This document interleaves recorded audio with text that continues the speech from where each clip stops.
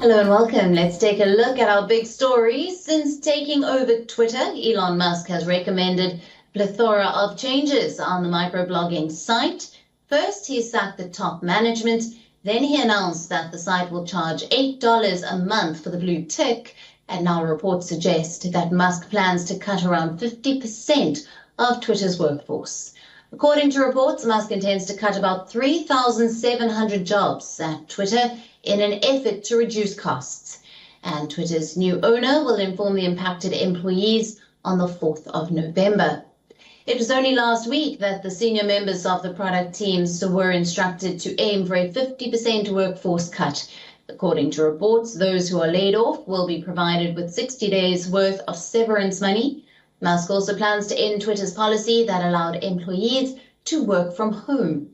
Since Musk took control of the microblogging site, he has fired a large portion of the top management team, including Twitter CEO Parag Agrawal, and the microblogging site has now cancelled its Chirp conference amid management transition. The conference was scheduled to take place in San Francisco on the 16th of November.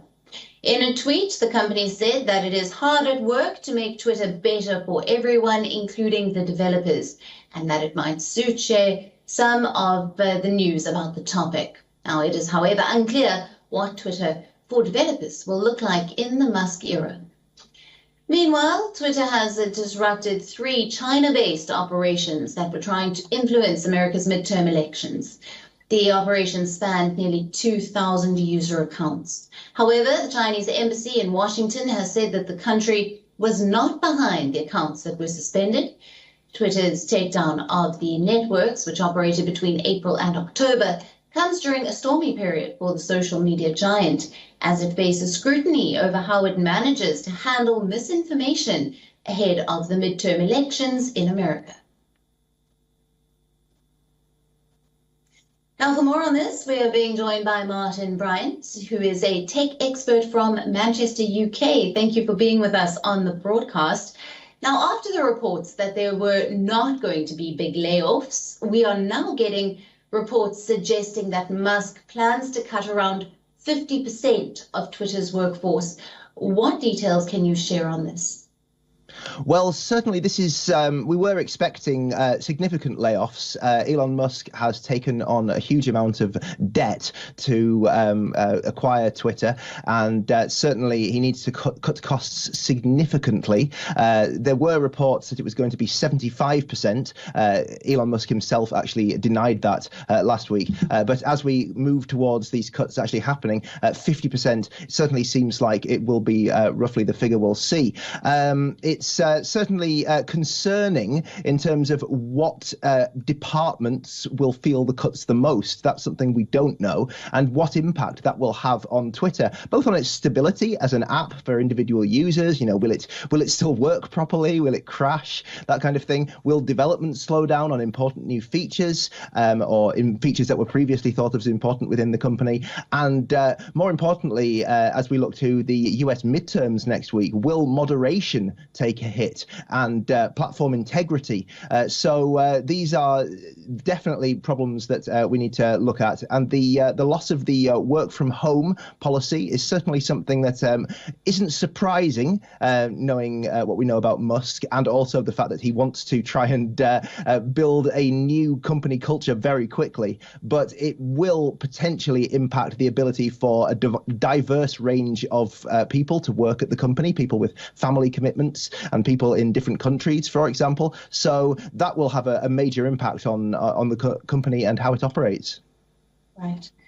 In a tweet, the company said that it is hard at work to make Twitter better for everyone, including the developers, and that it might soon share some of the news about this.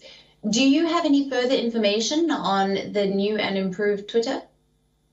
Well, certainly from an internal developer point of view, Elon Musk is moving forward very quickly with new products. So we're seeing a new verified system where anyone can get one of those blue and white verified badges, which you see on a lot of celebrity and journalist accounts, for example, at the moment. It's reported that it will launch as soon as next week, although some of these changes are being rushed through very quickly.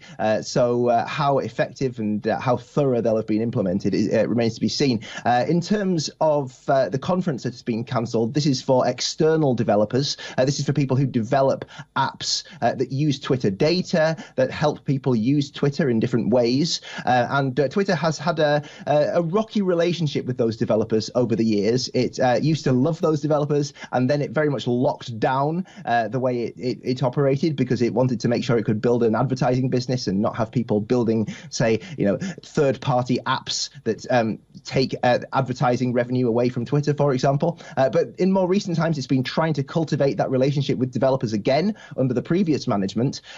How that will look now? Well, let's see. Elon Musk himself has said, I don't think anything about third-party developers. So we'll have to see. But certainly people who develop Twitter apps, I'm told, are, for example, holding off on launching new Twitter apps, or apps that work with Twitter data, because they just want to see what will happen. Right. And you did touch on the moderation of content. Talk to us about the accounts that have been suspended for trying to disrupt the US midterms. Yes, so this is something we see a lot from, in this case, it was China and Iran, but often Russia, even the has been caught in the past doing this kind of thing, where you have fake accounts trying to influence either the right or the left politically, or both. In these cases, it was both, and in some cases even endorsing specific candidates. And the idea is to cause chaos, or to try and at least push forward perhaps Chinese interests, for example, and get Chinese talking points into the election. And so as we see Twitter's job cuts coming in and the midterms next week, it's going to be, well, interesting is one way to put it. Nerve-wracking might be another if you're in America, how that might influence what happens as the elections take place. Right, Martin, thank you very much for being with us on this broadcast and all your insights there. Thank you. WION, now available in your country. Download the app now. Get all the news on the move.